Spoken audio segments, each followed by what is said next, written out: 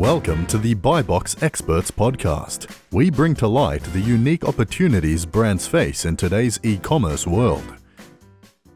A couple months ago, we did a special series of podcast episodes featuring FBA aggregators, investors, brokers, bankers, and some sellers that had recently sold their businesses to these investors. It was one of the most successful podcast series we've ever done at Buy Box Experts. And now we're adding a new sequence. We're going to be talking to a number of Mastermind leaders, talking to them about what their members are saying, what they're thinking about as they look at all this investment money now flowing into the space. I hope you enjoy our series over the coming weeks. And I want to thank the folks at Getida, our sponsor for this series. Getida is a global leader in Amazon FBA auditing reimbursements, analyzing Amazon data and reconciling FBA inventory, filing claims for reimbursement on the behalf of sellers. Check out getida.com to learn more. Enjoy our series. Hi, I'm James Thompson, one of the hosts of the Buy Box Experts podcast. I'm a partner with Buy Box Experts and the former business head of the Selling on Amazon team at Amazon, as well as the first account manager for the Fulfillment by Amazon program. I'm the co-author of a couple of books on Amazon, including the recent book, Controlling Your Brand in the Age of Amazon. Today's episode is brought to you by Buy Box Experts. Buy Box Experts takes ambitious brands and makes them unbeatable. When you hire Buy Box Experts, you receive the strategy optimization and marketing performance to succeed on Amazon. We also help investors with due diligence services. Go to buyboxexperts.com to learn more. Before I introduce our guest today, I want to send a big shout out to the team at Getida, a global leader in Amazon FBA auditing and reimbursements. Getida analyzes your Amazon data, reconciles your FBA inventory, and files claims for reimbursements on your behalf. To learn more, check out getida.com. Today on the Buy Box Experts podcast, we welcome Ian Sells, founder and CEO of $1 Million Sellers, a network of entrepreneurs with specific e-commerce knowledge and verified revenue of over $1 million a year each. With over 400 members, $1 Million Sellers members drive more than $4 billion a year in sales, much of it through the Amazon marketplace. Ian is also the CMO of Elite Seller, an all-in-one Amazon seller software suite, as well as CEO of Rebate Key, a rebate and coupon site to drive product sales and help savvy online shoppers save hundreds of dollars a month. Ian, welcome and thank you for joining us today on the Buy Box Experts podcast. Thank you for having me. I want to start by asking you, you run a mastermind of private label sellers that leverage the Amazon channel. Please tell us a little bit more about your group and what differentiates your mastermind from other groups of Amazon sellers. Yeah, so $1 Million Sellers is basically a group of Amazon sellers, mostly that how it started, that all do over $1 million a year each in revenue. Mm-hmm. It transitioned from doing $50,000 a month to $100,000, and then finally we made it to $1 million as people's businesses grew over time. We were probably the first ones to ever do the verified revenue and started many years ago, I think 4 or 5 years ago, and slowly grew the group over time. Helping people build connections and build meaningful relationships within the online community. And so therefore we don't have a ton of members, but we have very good members. Right. And so that's really what makes us different. And then we throw events to bring people together all over the world. We just had an event in Puerto Vallarta where we had 100 plus of the members actually come and mix and mingle and share ideas and stories and tips. To be able to get on a plane and travel. It sounds wonderful. It sounds glorious right now. We were itching for it, so we had to go ahead and do it. And we had more people that wanted to go every last minute. So it was pretty awesome and went off without a hitch. So on your website, you mentioned that 17% of your members have already sold a business. Among those that have sold a private label brand business, I'm sure they would concur that the FBA private label business market today is a hot commodity for investors. I'm interested in your perspective on what has happened to generate this recent interest in these private label brands when these brands have been around since the beginning of the Amazon marketplace nearly 2 decades ago. Yeah, I mean, it's pretty funny to see how fast it's picked up steam and how the valuations have grown dramatically in just a year or so. When these businesses have been great and growing rapidly for a long time. From what I understand is that there's a lot of money that goes into ventures in all different segments of the market, right? You have biotech, you have, franchises, things like that. And so when when COVID hit and e-commerce really advanced with adoption rates so fast, when what they say like 10 years of growth happened in a matter of months. And then also at the same time, all these big money businesses and VCs and all these private equity companies, they had nowhere to put their money because they're like, we're not going to buy chain restaurants now. We're not going to do this. Yeah. We're not going to grow these other. So they're like, okay, where do we put our money? And so then e-commerce was the next best thing, which was already becoming the best thing. And so I think that's really where we saw the influx of like, okay, hey, let's figure out this new segment. Let's roll this up. It's ripe for consolidation. I mean, there's how many people selling garlic presses and dog collars, right? And so, these big brands and these big aggregators can come in and buy up a bunch of brands and get a lot of economies of scale, efficiencies in the market, launch new products, and they're not trying to conserve their capital like, the mom and pops are. So what do you think is going to happen in the next 2 years as both the number of aggregators increases, but also the general awareness among brands that they potentially could exit? What else do you think is going to happen? Well, I think that most people have the inclination they're going to exit, when they join the Amazon workforce and do this, FBA model, right, and launch a product from China. I think the idea was like, I'm going to buy a product in China, sell it on Amazon. It's going to turn into a multi-million-dollar business, and then I'm going to sell it. I'm going to do it all over again. And now people are starting to go, okay, why would I do that when it's easier to go from $5 million to $50 million than it is to go from another 0 to 5 million. So I think that's where the aggregators are kind of coming in. The problem for the most people is that they don't have enough capital or resources or knowledge of how to build a team in order to get to that level. And so I think that's where the gap is being filled right now is just like, money, team, strategy, and scalability of an operation. Because most sellers, even if you're doing 10 million, you may only have 5 or 6 people on your team and half of them are in the Philippines. Right. So let's talk for a minute about what are some of the types of new questions that you're fielding within your mastermind that fellow members are starting to ask of each other. Tell me a little bit about what you're seeing now versus 14, 15 months ago. Yeah, well, the conversation is like, now is a good time to exit, right? Or find a way to sell at these higher multiples, especially if you experience, rapid growth from COVID type of situations. People are talking about, is this going to continue? Can Amazon keep expanding? Do I go to other markets, right? Maybe it's not the right time to sell. It's actually the time to expand, to build a team, invest more capital into human resources and new product opportunities. They're also talking about ways to get together and roll up, do a micro aggregator or roll up. So that's kind of happening as well. So tell me a little bit more about that, because I have heard bits and pieces, but I haven't actually seen somebody successfully take 4 or 5 companies and put them together. Are these companies that would all be in the similar area or have similar types of margin economics? Generally it seems to be like they'll find, a group of niche products, like let's say supplements, and then the supplement guys will all, kind of join forces together and try to either go to an aggregate or bring PE to keep operating the companies, but be basically the operational platform for that, and then start acquiring new ones. So I've seen a couple of guys kind of go that scale. They've gotten big enough, they sell half their company or so to a private equity firm, and then they acquire other, smaller supplement brands to try to build up the portfolio because they have the knowledge and expertise in that space. So that's kind of what I'm seeing there. And the goal is obviously to have a second exit and get even higher multiples. So I see a lot of that happening, and I see a lot of, unique ideas and, SPACs and going IPO, and, companies like Mohawk, right, that are already public are trying to figure out, how do we, take advantage of our situation being public company and they already on the stock market. So it's pretty interesting to see what's happening and what ideas are getting thrown about. People are just really like, where is it? How do I get there? Do I talk to all these different aggregators? Do I go with a broker?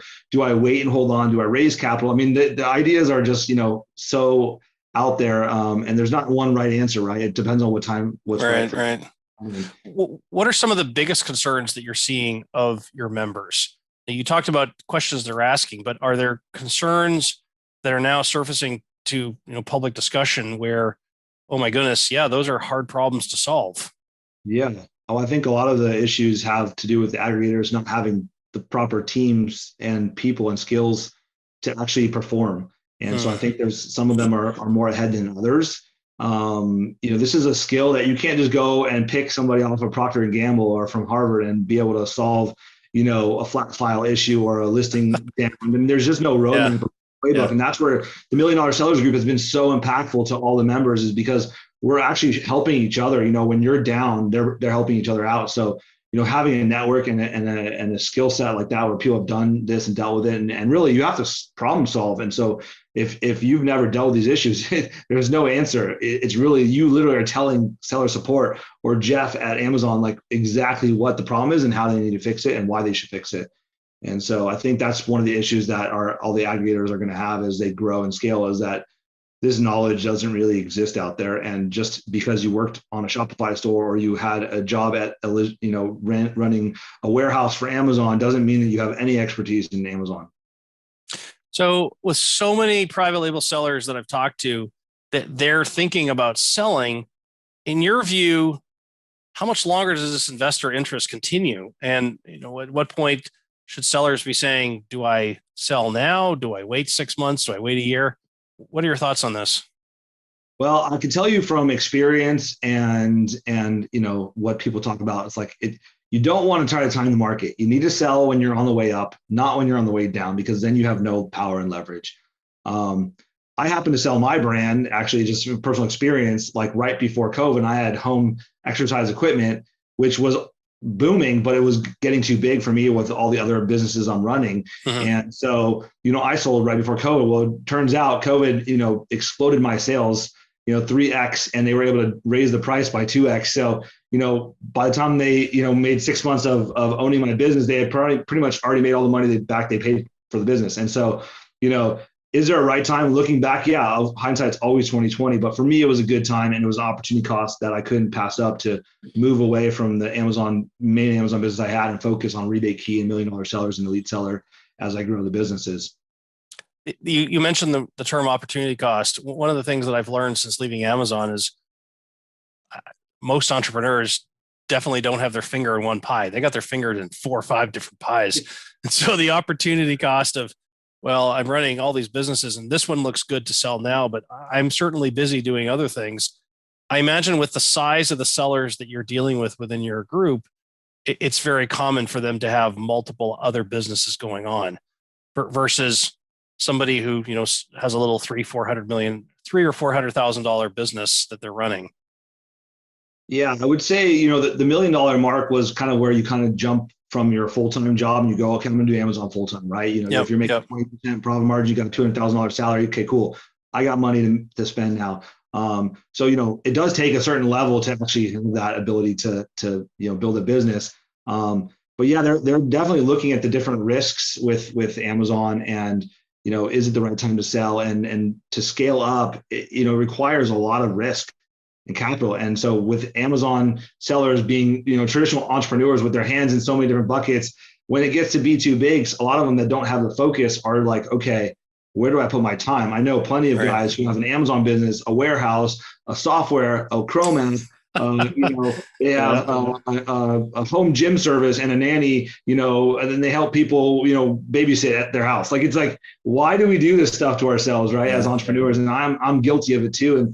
And there are some entrepreneurs in the group that literally have laser focus, and you see them building $100 million businesses. And so you kind of go, wow, I'm really not doing a service myself if I don't put 100% of my effort into this, but I don't want to let one thing go. So, I've gotten to a level where I'm able to put, good people in place to help with each of those businesses. I'm kind of, helping to guide it and set vision, but not actually, doing the hard, heavy lifting. So that's really helped for me, but it took a long time where I wasn't, in the business so much and working. So if you're not there as a seller or an entrepreneur and you have your hands in so many things, maybe you need to think about what you can cut off, because I've been coached this many times, cut things off. And I did that. And, to my detriment, I missed out on a few $1 million probably worth of profits. But at the same time, I believe what I have in my bank and what I have going on right now is better. So I think, focus is important, especially if you want to build a big business. And if you don't have focus, that's where you kind of go, okay, maybe my focus is elsewhere, or I'm passionate about something else. And so I really do need to sell.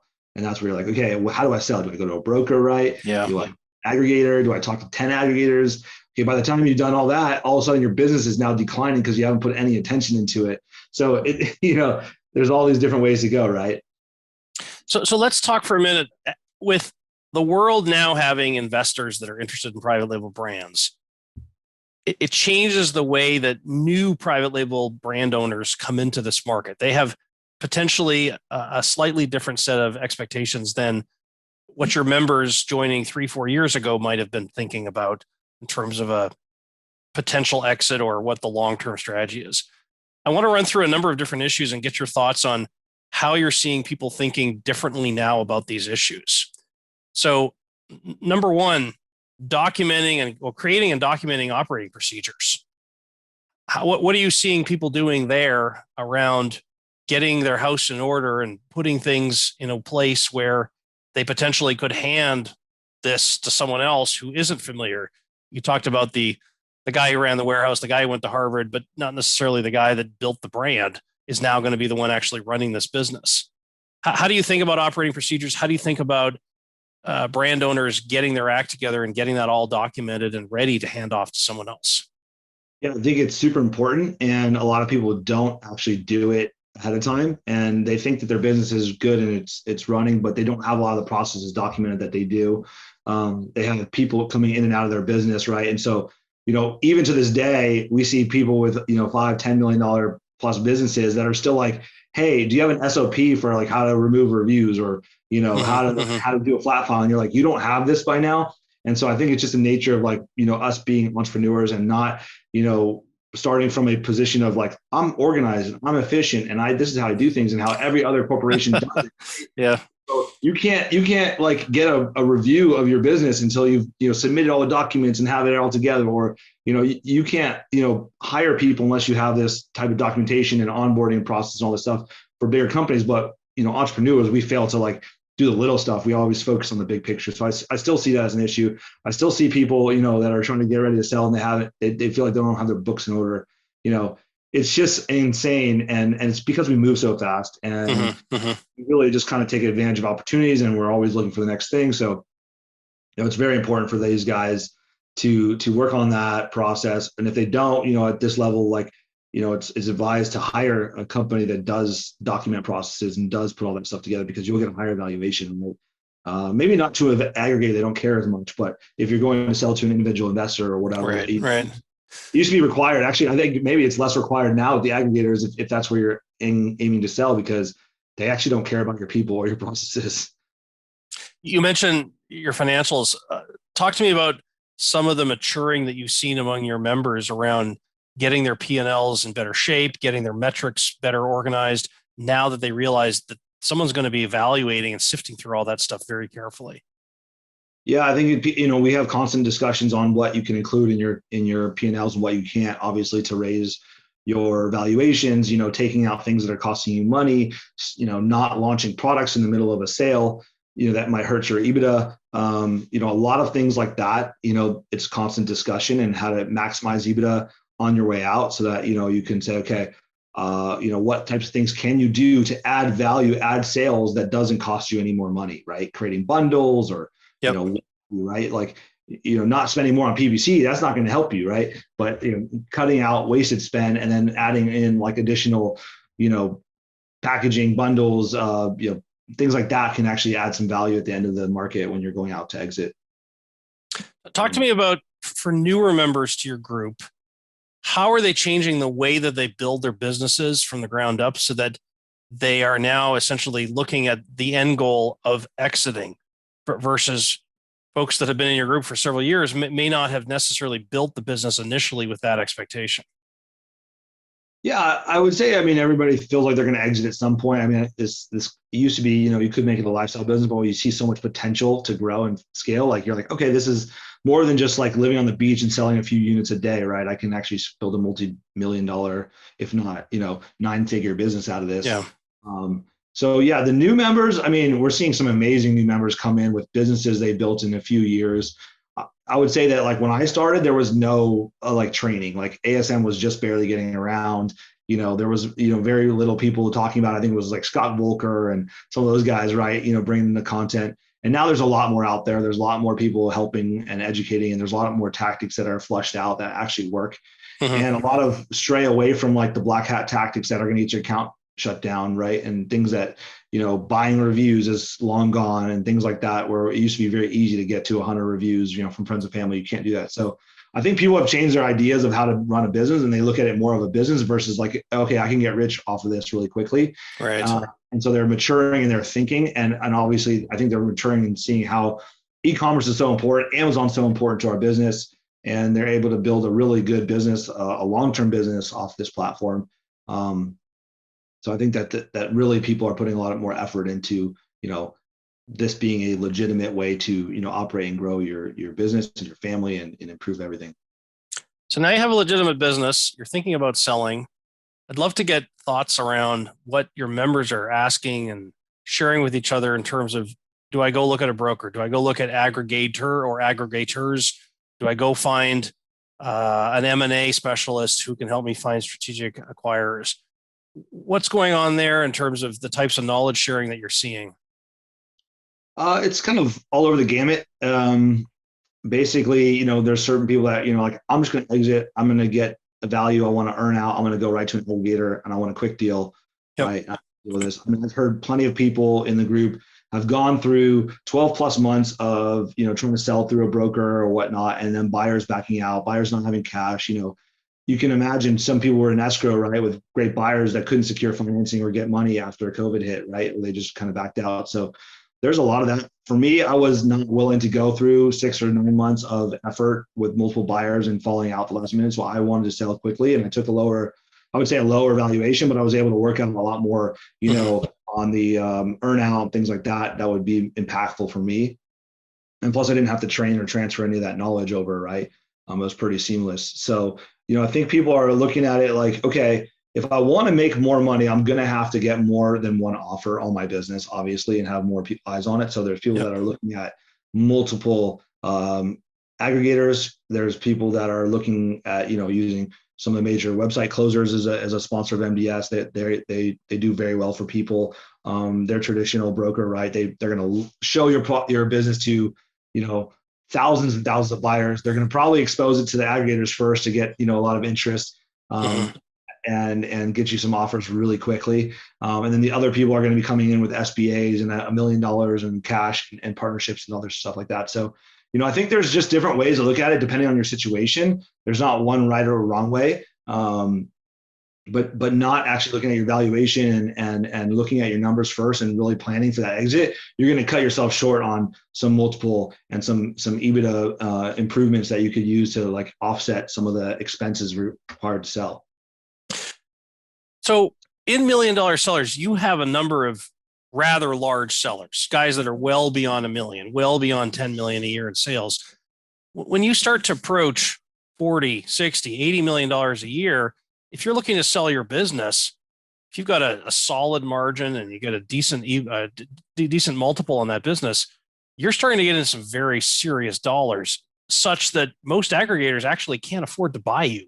You're way outside the working capital they have to buy portfolio companies. How do you see those types of companies getting themselves ready to exit and the extra dances that they need to do in order to be able to sell a business for 50, 70, $100 million? Yeah, I think, well, you kind of get into these different tipping points where, all of a sudden now you're at 50 million, maybe I can get to 100 million in sales and I can go and actually sell to a much bigger company like a Procter and Gamble or something that's going to bring you on. So it's like every segment hits a new, challenge, right? Like you're saying, like if you're at 10 million, you're like, okay, I could partner up with 3 or 4 others and go get 50 million of EBITDA, right? Or, I can sell to an aggregator and get some upside on earn-out, or, I can go to website closers or something like that, and then have them find me a buyer out in the market that are competing and making offers on the deal.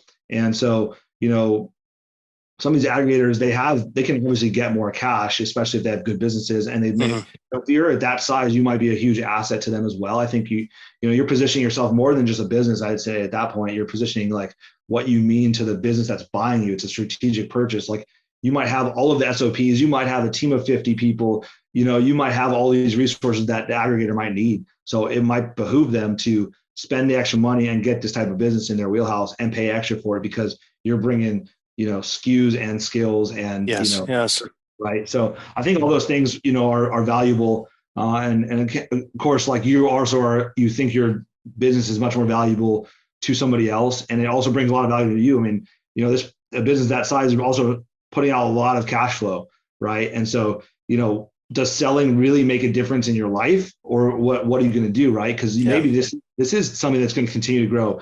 Amazon, when I started, I felt like I was just riding Amazon's coattails. Essentially, I was just making listings. I was playing Monopoly, getting my Park Place and the Boardwalk, right? And like, as you grow over time and your real estate becomes more valuable as you get more reviews and more sales and stuff like that, and it's very hard for someone to catch up to you.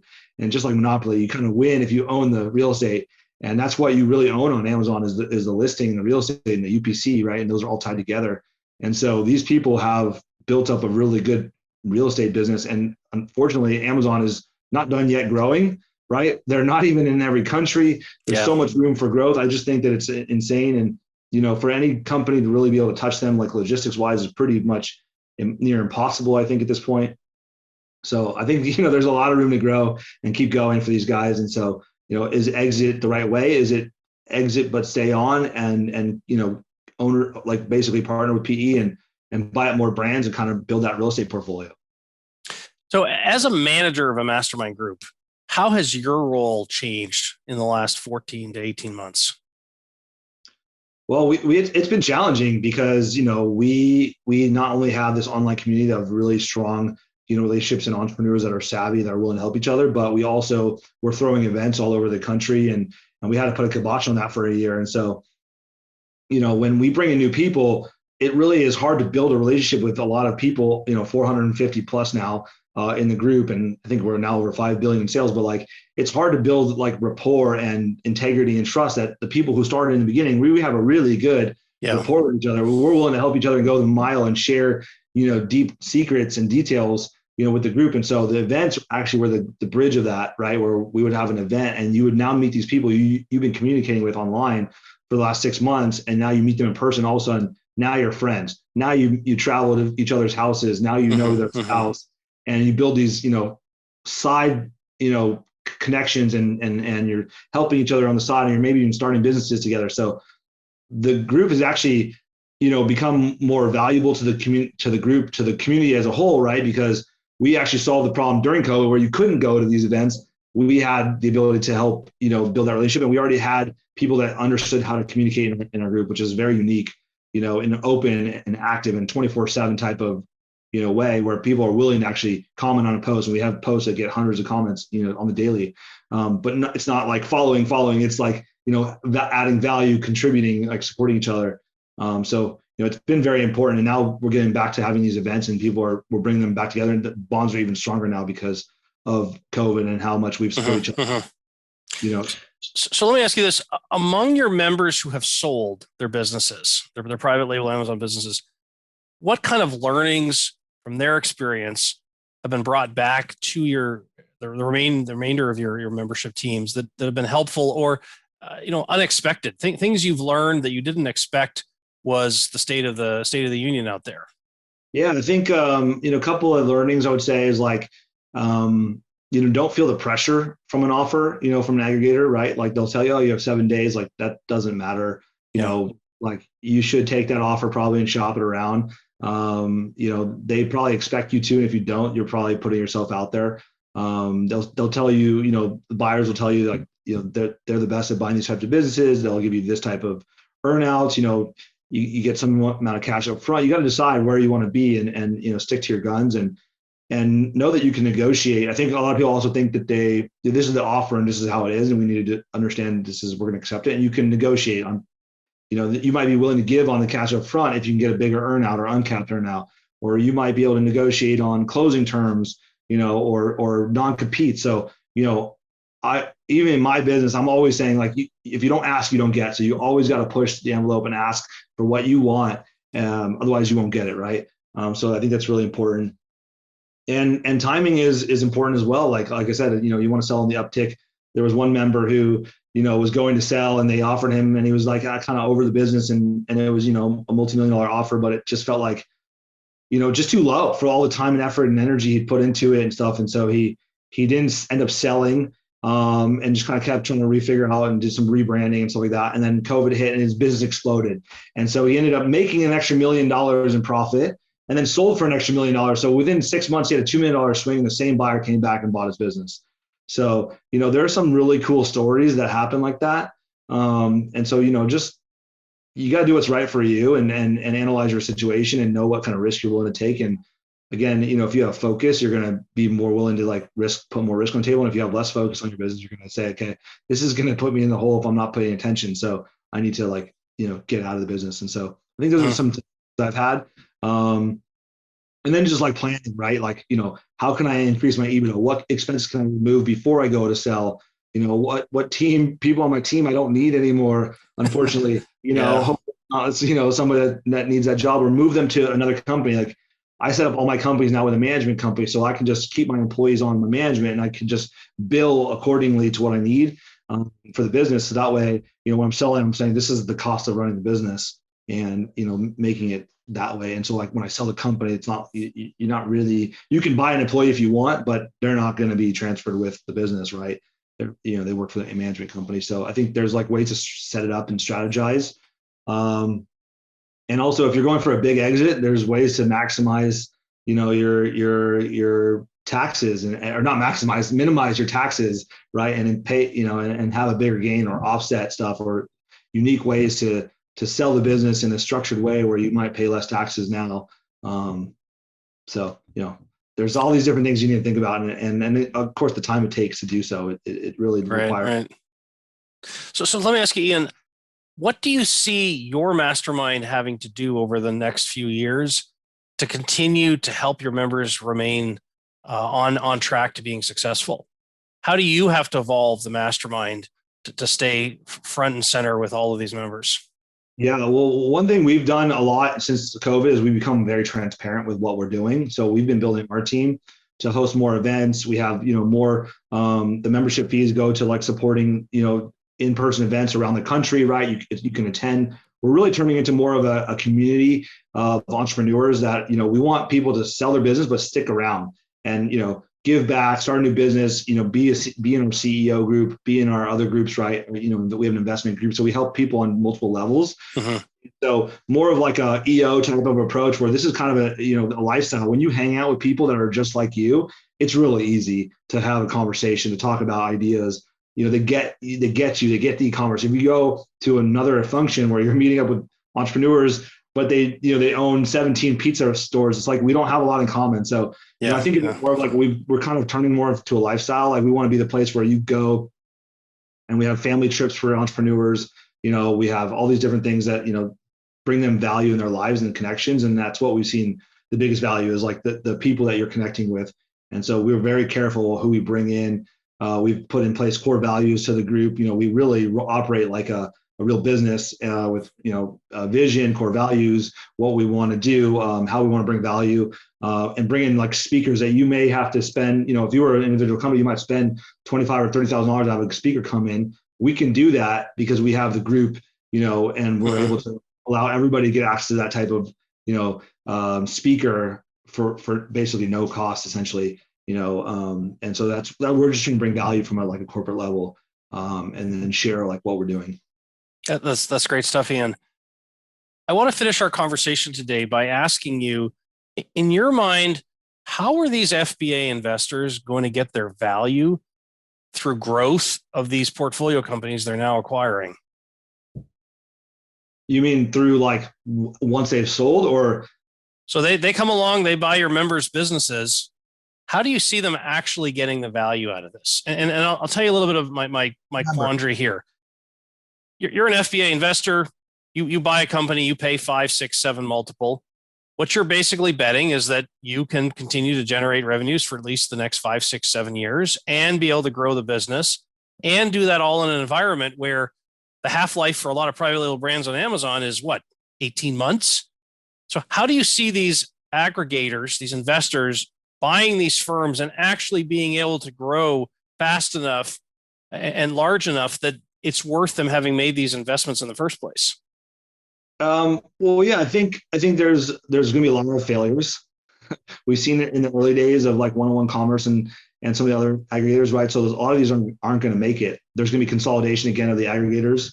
But for value wise, like I think that Amazon in itself is creating so much value for the growth of the business. So their multiple also applies to yours. So if Amazon's growing at a 30% growth rate or 50% or adding new marketplaces, inherently you're going to grow anyway. So if you do nothing else but keep the same thing going, your business is going to grow, right? Because Amazon's bringing on new customers and more people are using it. And so you'll have more people looking for dog collars and toilet paper and all that stuff on Amazon just every single day without you doing anything.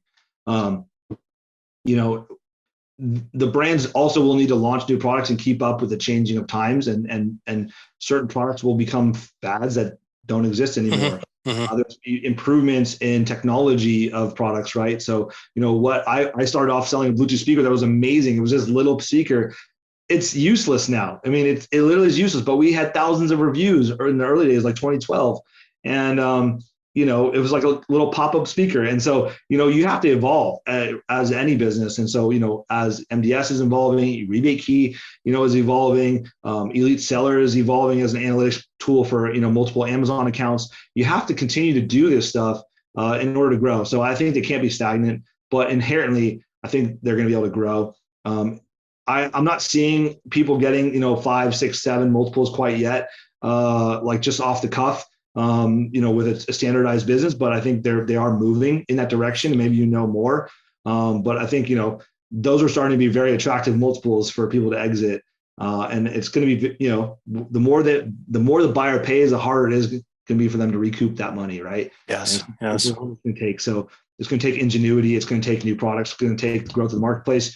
You might be only be in the US. If you just launched Canada, Mexico, and UK, you might be able to add another 40 or 50% of the revenue. So, with an aggregator, they have teams that just specialize on UK and Canada. So they're able to do those things where, for me, I'd take away my focus from USA, and I did it and I spent all this time and energy in UK, and I didn't know what I was doing. I was like literally trying to figure it out. And so I lost a ton of money doing that type of stuff. So, when you're focused on and doing what works and just doing more of what works, that's where you win. But the aggregators have the money.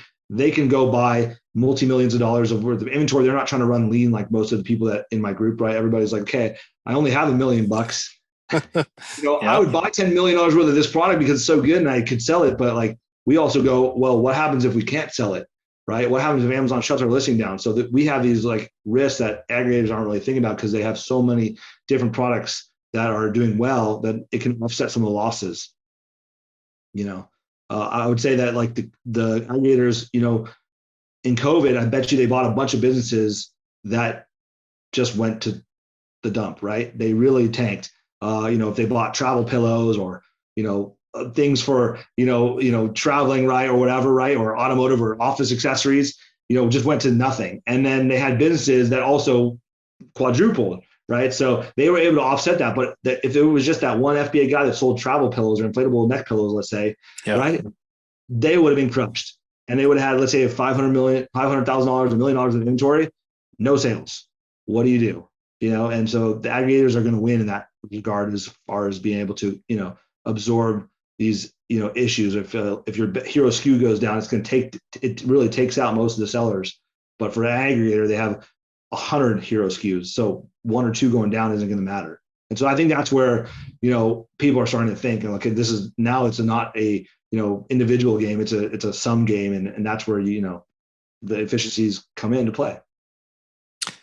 Ian, I want to thank you for joining us today on the Buy Box Experts podcast. For those of you interested in learning more about Ian's $1 Million Sellers Mastermind group, please visit milliondollarsellers.com. You can also learn more about Rebate Key and EliteSeller.com, Ian's 2 other businesses. Please go to rebatekey.com and EliteSeller.com. Join us again. Pardon me, Ian? Super easy. Super easy. Good SEO there. Thank you for joining us today on the Buy Box Experts podcast. Join us again next time. Take care. Today's episode is brought to you by Getida. Getida is a global leader in Amazon FBA auditing and reimbursements. Getida analyzes your Amazon data, reconciles your FBA inventory, and files claims for reimbursements on your behalf. No obligations, no hidden fees. Just Getida recovering your money. Getida helps you get your money back into your pockets so you can focus on investing in more inventory and growing your business. To learn more, check out Getida.com. That's Getida.com. IDA.com. Thanks for listening to the BuyBox Experts podcast. Be sure to click subscribe, check us out on the web, and we'll see you next time.